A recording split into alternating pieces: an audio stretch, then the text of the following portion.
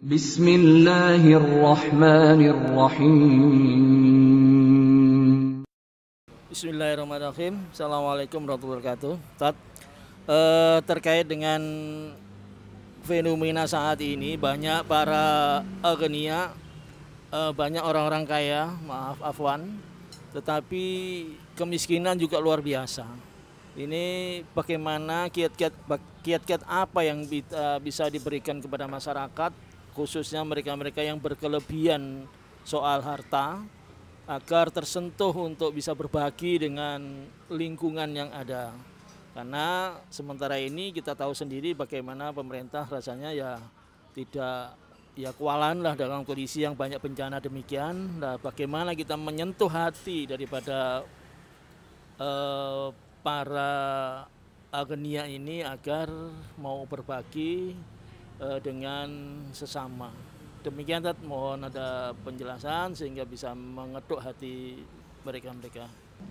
Ya, bismillahirrahmanirrahim. Alhamdulillah wa syukurillah, la haula wa la quwata illa billah. Allahumma sholli ala Muhammad wa ala alihi wa ashabi ajmain. Babaktu. Pertanyaan yang disampaikan sudah jelas. Kondisi ada kesenjangan antara si kaya dan si miskin. Sementara masing-masing dari kita semuanya adalah memiliki hak yang sama. Kemudian adanya kaya dan miskin ini merupakan satu kemestian yang mesti terjadi. Karena Allah memang mencipta alam raya itu berjodoh. Sebagaimana firman-Nya, Subhanalladzi khalaqal azwaja kullaha. Maha suci Allah yang menciptakan makhluk kondisinya itu berjodoh. Ada siang, ada malam, ada pagi, ada sore, ada kaya, ada miskin. Yang fungsi untuk semuanya Allah fungsikan adalah liyattakhidha ba'duhum ala ba'din sukhriya, supaya adanya kemitraan antara si kaya dan si miskin. Karena masing-masing itu sifatnya itu adalah membutuhkan. Maka daripada itu, kiat apa yang mesti kita miliki supaya keadaan itu bisa berjalan lancar, setara, sehingga tidak didominasi oleh sebelah saja. Ini mungkin tema yang hendak kita bahas pada kesempatan kali ini adalah seperti itu. Mungkin bila kita cerita masalah adanya kesenjangan kaya dan miskin, mungkin nanti akan dicarikan kiat-kiat. Mungkin ada yang tanya, loh ini kontennya ini kan kontennya orang kaya ini loh ya. Sudah lengkap dengan sajian satenya, apalagi kelas istimewa untuk daerah Tulungagung. Apakah nanti nggak dikatakan hanya bisa bicara, tapi kenyataan nggak bisa mewujudkan. Buktinya yang bicara makanannya sate, sementara yang lain-lainnya mungkin makanannya sayur terong. Ini kan termasuk jenis kesenjangan. Mungkin seperti itu. Ini juga masalah yang butuh untuk kita dudukkan. Sering kita mengangkat tema namanya zuhud. Bolehkah orang zuhud makan sate? Boleh enggak? Apakah zuhud itu identik dengan kurang makan, kurang gizi? Andaikan sate sebatas kelasnya sayur terong, apakah seperti itu? Jawabnya tidak. Kita butuh tahu sebenarnya zuhud itu apa. Zuhud itu enggak identik dengan kondisi minus. Kadang dikesankan orang ketika mendengar kata zuhud itu memiliki kesan minus, yang basa Jawane, maaf, kiri, yang seolah perilakunya itu perilaku ngiri. Islam jauh dari kesan demikian. Islam itu ya'lu wala yu'la alaih. Islam itu tinggi, nggak ada yang bisa melebihi. Maka untuk itu kita butuh mengenal mana zuhud. Syekh Utsaimin rahimahullah ta'ala telah mendefinisikan apa itu zuhud. Zuhud ialah tarkud dunya ma la yahtaju atau ma la yanfa'u fil akhirah. tarkud dunya ma la yanfa'u fil akhirah. Zuhud ialah meninggalkan dunia, yaitu perkara-perkara yang tidak ada manfaatnya untuk urusan akhirat. Jadi dunia yang ditinggalkan itu bukan dunianya, tapi dunia yang ditinggalkan itu yang tidak ada manfaat. Dan Allah ketika mencipta alam raya ini serba manfaat, nggak ada yang tidak ada manfaat. Selagi kita itu bisa mengelola, bisa memanage, bisa mengatur bagaimana supaya bermanfaat, itu nanti akan bermanfaat semuanya. Akan bermanfaat semuanya. Gimana caranya? Maka programkan tujuan yang hendak dicari itu adalah akhirat. Jadikan dunia itu sebagai sarananya. Nah begitu. Akhirnya kita butuh tahu apa yang kita butuhkan dari dunia supaya program kita menggapai akhirat itu nanti akan bermanfaat. Maka jawabnya kita butuh makan, kita butuh minum, kita pun juga butuh asupan yang bergizi. Dan ternyata Nabi SAW pun juga makan, juga minum, juga asupannya bergizi. Beliau pun juga minum susu, juga makan sate, kambing guling, dan macam-macam. Tapi juga kesempatan yang lain pernah puasa, bahkan juga pernah kelaparan. Juga pernah diundang oleh keluarga miskin dengan makanan yang paling rendah. Kenyataannya pun juga mau. Jadi kesimpulannya, untuk masing-masing orang itu kebutuhannya berbeda-beda.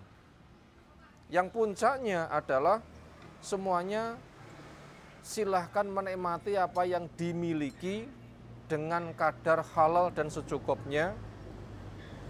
Mampunya sayur terong silahkan, itu juga ada puas. Mampunya dengan betul-betul sate memang punya dan halal, itu silahkan. Ketika masing-masing telah mendapatkan hasilnya, puas, kuat, setelah itu dia gunakan untuk apa? Selagi puasnya, kuatnya itu gunakan untuk mencari akhirat, maka dunia semuanya itu menjadi sarana dan dipersilahkan. Dan masing-masing itu mendapatkan penggemaran. Dan masing-masing mendapatkan kepuasan dengan kondisi yang berbeda-beda. Makanya Nabi SAW itu adalah bersifat menyeluruh. Makan yang paling rendah, ya pernah. Kelaparan juga sering. Makan yang lezat juga tidak jarang. Yang jelas sesudah itu untuk apa? Selagi dia ketika makan minum tidak israf, itu masuk kategori zuhud. Apa itu israf? Melampaui batas. Apa tanda melampaui batas? Satu, rezekinya didapatkan dengan cara haram. Nomor dua, ketika makan tidak membaca basmalah. Nomor tiga, ketika mengkonsumsi dia pakai tangan kiri. Itu termasuk israf. Sering kita jumpai ada sendok, ada garpu, itu bermain semuanya, kanan kiri. Ada kerupuk, itu sering. Kalau perlu kita itu untuk melatih bikin tambang. Nanti tangan kiri diikat saja, nanti mau diangkat untuk disuapi nanti sudah digandoli oleh talinya. Itu kiri itu pakai israf itu, dengan cara setan. Makanya kita wajib untuk mengingatkan, jangan sampai pang kiri, itu israf.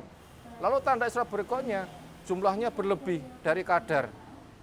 Andaikan perut kita itu ukurannya 1,5 liter, cukup. Dan itu sudah kenyang. Itu sudah cukup. Selagi itu dipenuhi, itu masuk kategori tidak israf, itu masuk kategori zuhud. Yaitu mengambil secukupnya dengan kondisi masing-masing itu berbeda-beda. Ketika sudah digunakan untuk mencari akhirat. Ayo ikhwah, supaya kita semuanya bersemangat untuk beramal, termasuk di bidang ekonomi tidak ada kesenjangan. Apa yang butuh kita siapkan? Satu, dunia sementara sebatas untuk modal, jangan dijadikan tujuan dan ambil dengan niatan untuk mengumpulkan modal. Dan orang yang paling bagus, tangan di atas yang bisa memberi. Lalu yang nomor 2, kita menyadari ukuran kita. Berapa kebutuhan makan kita, minum kita, rumah kita, kendaraan kita, dan semua fasilitas yang ada kita tahu ukurannya. Ketika tahu, beri dengan ukuran secukupnya. Ketika Allah memberikan kelebihan dan supaya dilebihkan, maka supaya selalu tangan itu mengucur, memberi. Sebab kalau kita itu ingin puas, hanya mengambil, itu jatah kita itu hanya terbatas yang kita ambil. Tapi bila kita tuh mengambil sak pantese, selebihnya kita bisa memberi, dan memberi, itu nanti Allah akan memberikan pemberian yang lebih banyak lagi. Karena infak satu kebaikan menjadi 10. Jadi 700, kelipatan yang nggak bisa dihitung. Mana koso malun min sodakoh, harta tidak berkurang karena sodakoh. Allah juga memberikan janji, wa ma anfaqtum fahuwa yukhlifu, apapun yang kamu infakkan Allah akan memberikan ganti. Ini semangat untuk beramal, memberi. Dan yang kaya lebih mulia daripada yang miskin. Yang memberi lebih baik daripada yang menerima. Yadul a'la afdalu min yadis sufla. Tangan di atas lebih baik daripada tangan yang di bawah. Di balik itu, andaikan kita beramal sehebat mungkin, itu belum pernah mencukupi dari target yang telah Allah tetapkan kepada kita semuanya. Sebagaimana pesan Nabi SAW, inna ahadakum la yudkhilahu amalu jannah, sesungguhnya satu di antara kamu gak ada satupun yang bila hanya semata mengandalkan amalnya bisa memasukkan ke dalam surga. Mereka tanya, apakah juga belum wahai Nabi? Jawabnya, saya juga belum, kecuali satu, Allah mencurahkan rahmatnya, fadilahnya, memberikan ampunan. Nah, supaya fadilah Allah datang, rahmat Allah itu datang, ampunannya datang, itu gimana? Beramal, dan beramal. Memberi, dan memberi. Ini janji Nabi SAW. Innallaha fi auni abdi, maka abdu fi auni akhi. Allah selalu menolong hambanya selagi hamba itu mau menolong. Makanya kalau kita itu butuh, jangan gampang meminta kepada makhluk. Tapi berkaryalah dan mintalah kepada Allah. Kepada makhluk, setelah kita berkarya, minta kepada Allah, memberi, dan memberi. Itu nanti Allah akan mencukupi. Orang yang diberi 1 juta hanya 1 juta. Itu orang yang diberi 1 juta tetap. Tapi ketika memberi 1 juta jadi 10 juta, 1 jam jadi 700 juta. Bila tahu fadilah yang kayak begini, orang itu akan semangat beramal. Permasalahannya orang itu malas beramal, kenapa? Memberi perasaannya hilang, memberi perasaan hilang. Oh, untuk makan saja pribadi kurang kondatak diweh-weh nih koyok barang turah. Ini pemikiran yang salah. Justru yang benar, memberi akan berkembang. Makanya ketika orang mengembangkan pakai riba, itu akan semakin sempit, mencekik. Tapi sedekah itu adalah mayarbu finnas, apa yang akan berkembang. Kalau begitu, apa kiat yang kita kerjakan supaya kita tuh gemar beramal? Jawabnya sudah kita sampaikan poin-poin di atas, yang puncaknya adalah gali potensi, banyak minta kepada Allah Ta'ala, kebutuhan kita tahu ukurannya, penuhi sewajarnya, selebihnya programkan menjadi apa yang dipesankan Nabi SAW, khairun nas anfa'uhum linnas, manusia yang paling baik, yang paling memberi manfaat. Makanya kalau seorang itu suka sate, maka ajak temannya untuk makan sate juga. Semoga itu tanda kebaikan.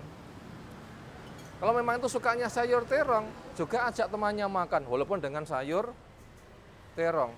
Ukur, apa kesenanganku? Kesenanganku sate, ya ajak yang lain untuk makan sate, jangan dia makan sendiri. Ini nanti akan mengembang biakkan. Andaikan kita sekarang orang ber-12, di total habisnya berapa? Yang Allah ganti nanti bisa 700 kali lipat.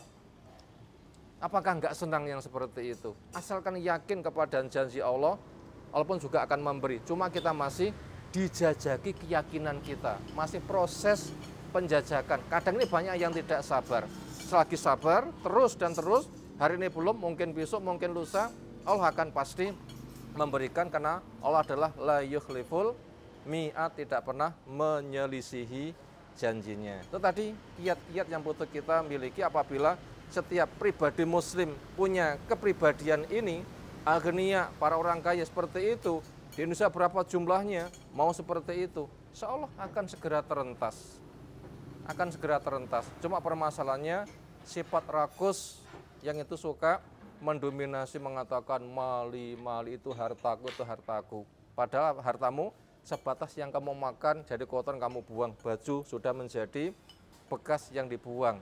Makanya asli hartamu yang sudah kamu sodakohkan, yang ketika kamu mati itu nanti akan kamu bawa. Bila ini disadari, dia nanti akan gemar bersodakoh, sehingga nanti akan segera terangkat kesenjangan, bukan ditumpuk-tumpuk kayak hewan yang rakus, tapi suka berbagi. Ini kunci keselamatan yang akan diberikan Allah kepada kita semuanya. Demikian supaya bisa dipahami, dan Allah akan memberikan keberkahan kepada kita, sehingga berbagai macam kondisi bila ini diterima nanti akan segera teratasi dengan izin Allah Subhanahu wa taala. Demikian, semoga bermanfaat. Belum suwab, alhamdulillahirabbil alamin.